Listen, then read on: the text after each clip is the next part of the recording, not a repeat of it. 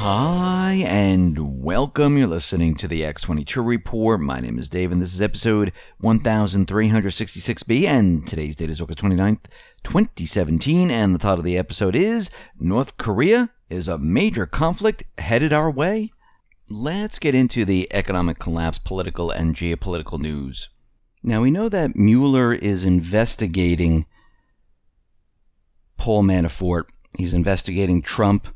We understand that he's looking into the financing of Trump, and it looks like Mueller might be touching upon something that might cause problems. Now, the Podesta group, which was co-founded by Hillary Clinton's former campaign chairman, John Podesta, and still run by his brother Tony Podesta, well, it looks like they might be subpoenaed. And what we're seeing is that the special counsel, Robert Mueller, issued subpoenas seeking testimony from executives who worked on a campaign organized by Paul Manafort, including the Podesta group. Now, this might cause some problems because if he starts digging around the Podesta group into the Podestas, well, they might find things that they don't want out there. So we're going to have to watch that and see where that goes and see how far they take it, which is very interesting at this point.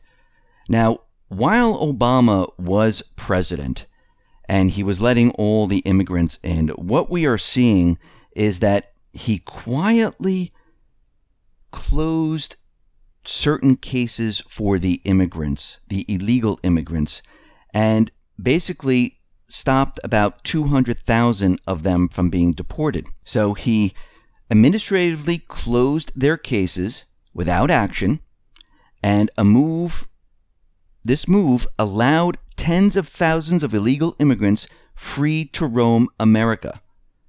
And we can see right now that this is a problem, and they think this number might be even much, much higher.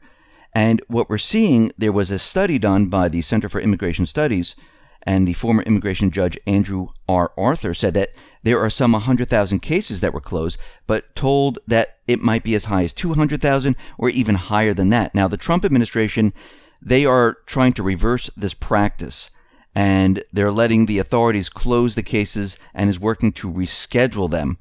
So we can see right now that everything is trying to be reversed. They're trying to get back, trying to get these people back, and they're trying to look into, what all this is all about. And we can see why this was being done. Remember, bringing all these illegals in, they had plans. They had plans because the TPP was being pushed, and that was going to allow other countries to work here in the United States at the pay level that they were being paid in their country. If you brought in illegals, this would allow this. This would also blend the country in with all the illegals, just like they were doing out in Europe, because really what they wanted is they didn't want to have any division. They didn't want countries to have their own identity. They wanted everything blended into one. So we can see this is why that was being done. That was the globalist agenda. They were pushing that very, very hard. Now, North Korea, they fired a missile that flew over Japan and landed in waters off the northern region of Japan. And we can see right now the missile flew. It broke apart before it hit the water.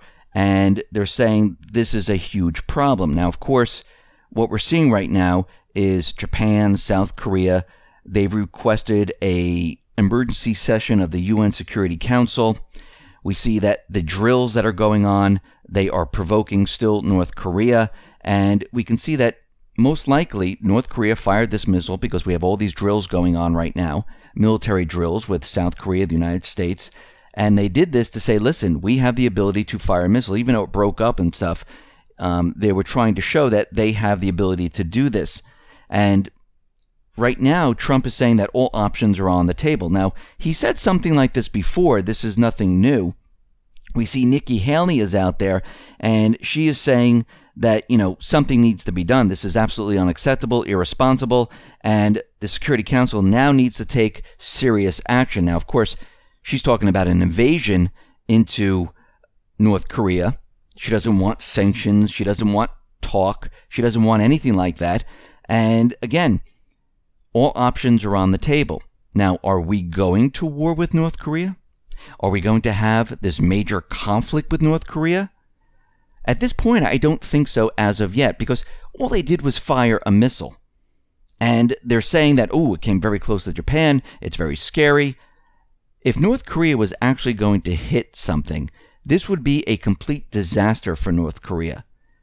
Now, of course, the corporate media plays it up. They make it seem like, oh my God, it almost hit the island and it could have been a disaster. And they're really pushing this idea because what they really want to do is they want action right now. They want to go into North Korea. Now, this doesn't mean that the cabal will not try to push an event. Now, since North Korea showed that they have the ability to fire a missile, at Japan, and they're going to use that distance, they can say, well, they're going to fire maybe another missile and try to hit some other island. This is why they were bringing up Guam at the time. But at that point, they really didn't have a missile that was really going to reach that island. Most likely it probably would have broken up before it even reached it. But now I think they're trying to make the case that, yes, they have the ability to do this, and they will do this. So we can see what is happening right now. They're trying to push this as hard as they possibly can, and we're going to have to watch this very carefully because, as we know, the cabal is not giving up. They want a war, and they're pushing their agenda very, very hard right now. We see that the U.S., they've conducted a successful field test of a new nuclear bomb. 2 B-61-12 gravity bombs without nuclear warheads.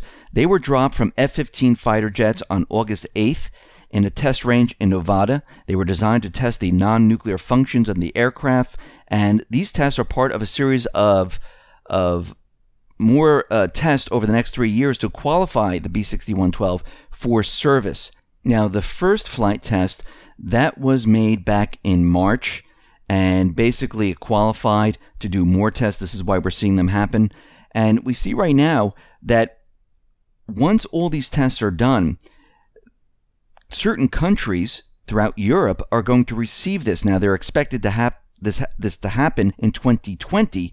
And here are some of the European countries that are expecting to receive this precision-guided thermonuclear bomb. It's Belgium, Germany, Italy, Netherlands, and it was supposed to be Turkey, but again, Washington and Ankara, well, there's a deterioration in relationship between the two, so this might not happen. Out in Iraq, we can see the Iraq Army and the Popular Mobilization Units. They've been rapidly advancing in the Tal Afar countryside, and it looks like they are very close to liberating the entire Tal Afar area in the northern part of Iraq. And we can see right now that they're removing the Islamic State, and the Iraqi army is really pushing to remove and get rid of all the terrorists, just like Syria and Russia, where they're pushing to remove and get rid of all the terrorists. And before you know it, there's going to be no terrorists whatsoever in any of these countries. And it means that the United States, well, it could withdraw all its forces.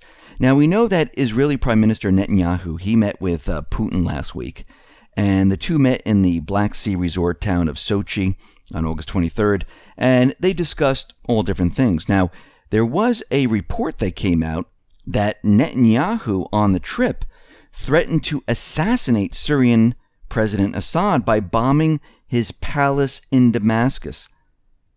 And he's saying that Israel will seek to derail the U.S.-Russia brokered de-escalation deal reached in Astana earlier this summer.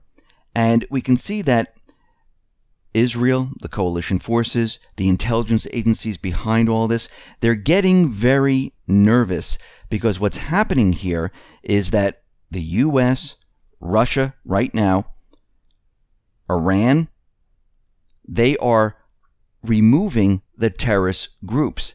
And as more and more of these terrorist groups are pushed out of the country, well, Israel will not be able to bomb inside of Syria. I mean, yesterday we reported that they flew unmanned drones into there and they were shot out of the sky.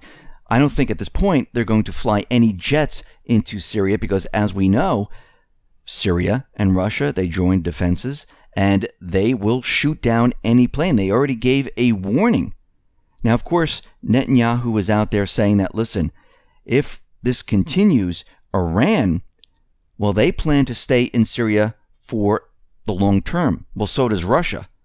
And the reason for this is to keep the paid mercenaries out of the country. And Assad is going to allow them to stay there.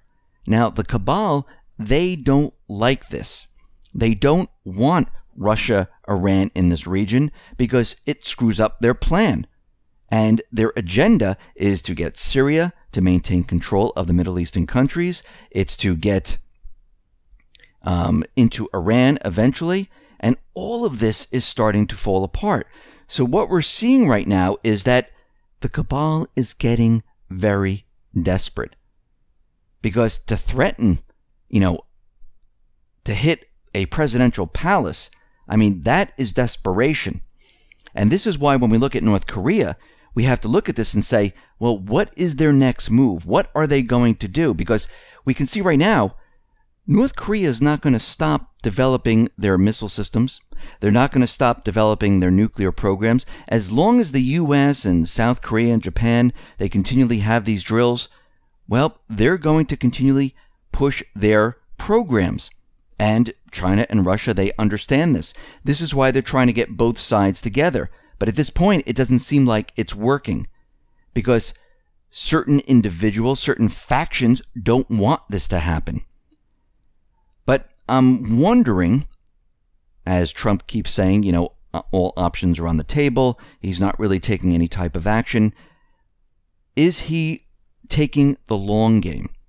Is he allowing North Korea to develop the missile systems? Is he allowing them to develop their nuclear program? So the cabal right now can't get into North Korea. Look what he did in Syria. I'm not saying he's perfect, but there are certain things that he can do, and other areas where it looks like he's controlled by certain individuals where he does what they say, so to keep everything on an even playing field. And it's a huge balancing act. And I'm not saying that he's not compromised. He could be. But we're looking at all these different actions. And of course, we know that there's soldiers going to Afghanistan. But in Syria, he removed the funding for the moderate rebels. They're actually going after the terrorists. And they've been working on peace deals with Russia and Syria. And we have to look at the situation in North Korea because, again, let's see what happens with the UN Security Council, because once again, if China and Russia step in and they block the United States, which they did before, we know at this point that the United States is not going to make a move.